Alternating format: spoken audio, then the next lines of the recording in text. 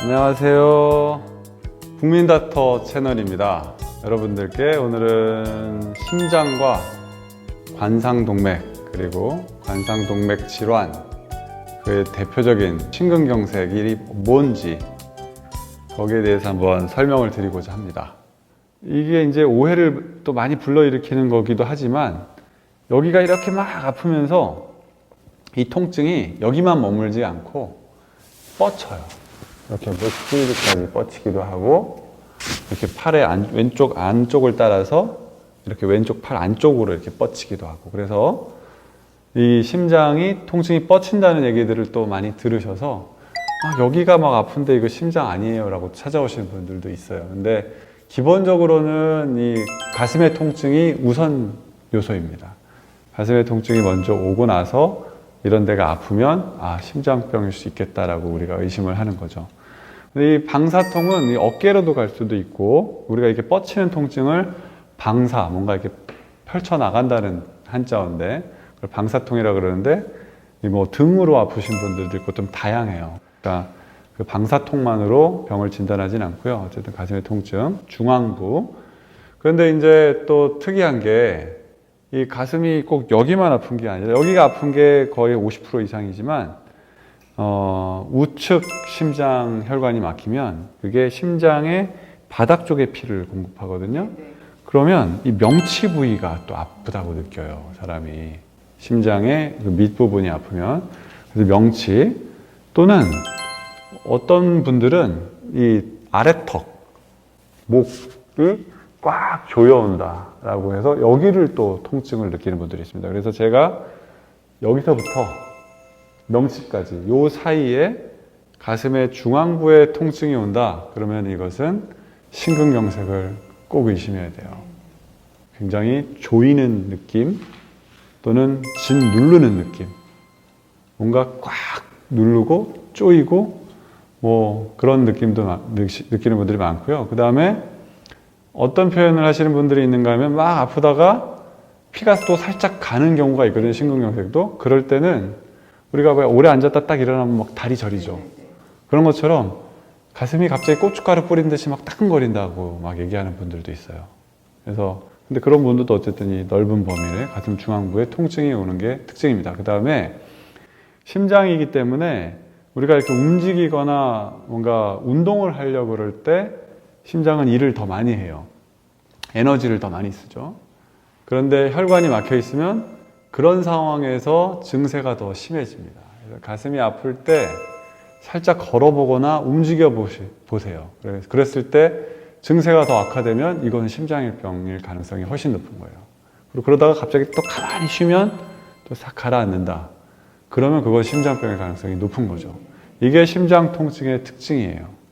중앙부, 조이거나 진 누르는 양상, 그 다음에 동반 증상, 식은땀, 뭐 방사통, 뭐 이런 것들이 있을 때, 그다음에 운동에 의한 악화, 휴식 시에 좀 더 약해지는 통증. 이게 통증이 전형적인 심장의 통증이니까 이런 양상을 보이는지를 잘 보실 필요가 있어요.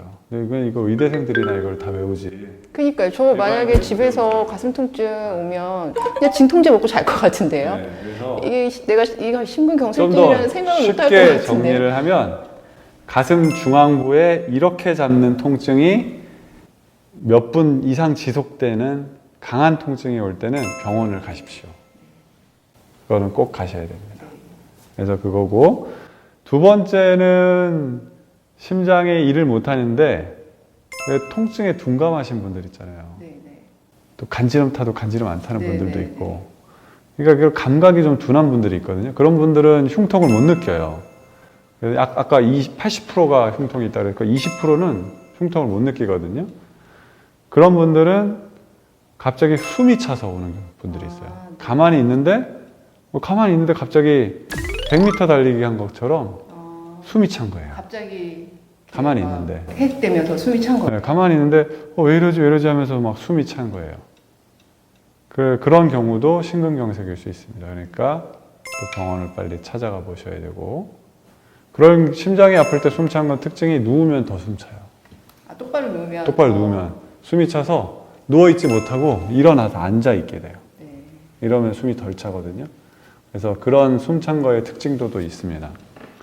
그 다음에는 이게 심정지가 올 수 있잖아요. 그 다음에 뇌로 가는 혈류도 떨어질 수가 있고, 그러니까 의식 소실이 오는 분들이 있어요. 갑자기 딱 있다가 탁 하고 이렇게 의식을 잃는 거예요. 그리고 쓰러지는 경우도 있죠. 이런 경우에 이제 또 저절로 다시 깨는 경우도 있지만 아예 의식을 잃고 심정지가 발생하는 그런 경우로 발생하는 경우도 많습니다. 그래서 그런 의식 소실 또 빨리 응급실 병원을 가야 되는 그런 증상 중에 하나죠. 저 친구가 아니고 선배의 남편이 얼마 전에 이제 심근경색은 아니고 아마 협심증이어서 그렇게 있었는데 가슴 통증도 없이 그냥 밥 먹고 계속 졸더라는 거예요, 그냥. 근데 이거 그 심근경색증을 생각을 못했죠. 나이가 뭐 40대 후반밖에 안 됐으니까. 근데 이 조는 게 너무 이상해서 이제 119 불러서 갔더니 조금이라도 늦었으면 큰일 날 뻔했다. 근데 뭐 흔히 알고 있는 가슴 통증 증상이 없었으니까. 근데 아까 교수님이 의식 소실을 또 말씀하셔서 이게 꼭 의식이 꼭 있는 것만 아니라 이렇게 졸거나 점점 떨어지는 것도 증상 중에 하나일 수가 있겠네요. 그렇죠. 신경학적인 증상일 수 있어요. 뇌혈류가 떨어지면 이게 의식이 막 가물가물해지면서 겨우겨우 완전히 쓰러지진 않지만 뭐 그럴 수도 있는데 그건 굉장히 드문 경우고요. 굉장히 드문 경우, 그거보다는 이제 완전히 탁 쓰러지시거나 그보다 더 흔한 건 아무튼 이렇게 부여잡는 통증, 호흡곤란, 그게 더 중요하겠습니다. 그 이제 증상이 왔으면 병원에 빨리 가야 되잖아요. 병원에 어떻게, 집에 아무도 없고 저 혼자 있으면 어떻게 해야 돼요? 그러면 우리나라 선진국이라고 그랬죠. 전화기를 꺼내셔서 119 딱 눌러서 전화하시면 됩니다. 그러면 딱 그 119에서 얼마 만에 오실 것 같아요? 평균적으로? 10분? 10분. 뭐 서울 인근이나 이런 데는 7, 8분 만에 오시고 조금 뭐 거리가 떨어진 데는 10분 뭐 이 정도 안에 도착하세요. 그러니까 119를 부르셔야 됩니다. 심근경색은 본인이 운전해서 가시려다가는 본인도 죽고 가다가 운전하다가 사고가 나서 다른 사람도 죽어요. 그러니까 절대 본인이 가시려고 그러면 안 되고 또 택시 타거나 뭐 이렇게 가시려고 그래도 안 돼요. 저 카카오 부르려고 그래요. 카카오 불러도 안 돼요. 카카오 불러 택시 안에서 쓰러지면 어떡할 거예요? 그건 택시기사분을 곤란하게 만드는 겁니다. 굉장히. 그래서 119를 불러서 가야 되고, 왜 119가 중요하냐? 그렇게 해야 중간에 심정지가 오더라도 119 안에는 응급구조사분이 타고 계세요. 그래서 심폐소생술을 할 수 있어요. 이 심폐소생술이 여러분들이 심근경색으로 쓰러졌을 때 다음에 걸어서 퇴원할 수 있느냐, 아니면은 의식을 영원히 못 찾고 요양병원으로 가느냐, 그 차이를 결정할 수 있는 거예요. 근데 심폐소생술이 효과가 진짜 있어요? 그럼요. 이게 계속 누르고 심장이 그렇다고 혈관이 뭐 막힌 혈관이 뚫어지거나 돌아오는 건 아니잖아요. 제 환자분들 중에 아버지가 이렇게 쓰러졌어요. 아들은 의사가 아니에요. 근데 119에 전화해서 아버지가 쓰러졌다 그러니까 어떻게 하라고 전화로 지시를 해서 그냥 시킨 대로 하고 모시고 왔어요. 근데 모시고 올 당시에 심정지 상태였고 아들이 그 시간 동안을 심폐소생술을 해서 계속 누른 거네요. 그분 멀쩡하게 태어났어요. 그게 중요해요. 아드님이 닥터시네요.